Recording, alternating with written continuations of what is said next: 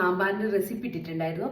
കോഴിക്കോട് സ്റ്റൈലിൽ വറുത്തരച്ചിട്ടുള്ള സാമ്പാർ. അതിന് എനിക്കൊരു 1 മില്യൺ വ്യൂസ് ഒക്കെ കിട്ടി. ആ ഒരു കോൺഫിഡൻസിൽ ഞാൻ തീരുമാനിച്ചു ഒരു സദ്യ സീരീസ് തന്നെ സ്റ്റാർട്ട് ചെയ്യാൻ. അപ്പം നമുക്ക് പൈനാപ്പിൾ പച്ചടി ഉണ്ടാക്കാം. ഈ പച്ചടി ഇന്നലെ ഉണ്ടാക്കിയതേ എനിക്ക് ഓർമ്മയുള്ളൂ. പിന്നെ നോക്കുമ്പോൾ പാത്രം കാലിയാണ്.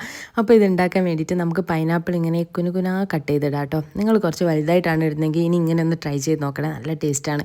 അതിലേക്ക് ഉപ്പും മഞ്ഞൾപ്പൊടിയും മുളക് പൊടിയും പിന്നെ കുറച്ച് ശർക്കരയും കൂടെ ചേർത്തിട്ട് പഞ്ചസാര വേണേലും ആഡ് ചെയ്യാം കേട്ടോ.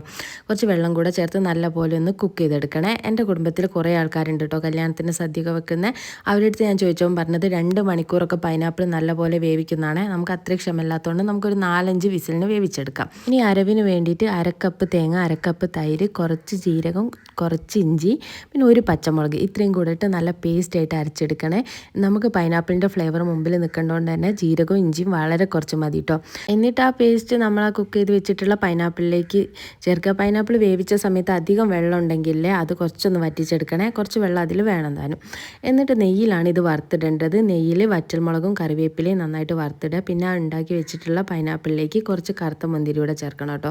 എന്നിട്ട് ആ ലാസ്റ്റ് വറുത്തും കൂടി ഇട്ടിട്ടുണ്ടെങ്കിൽ നല്ല അടിപൊളി ടേസ്റ്റുള്ള പൈനാപ്പിൾ പച്ചടി റെഡിയായി.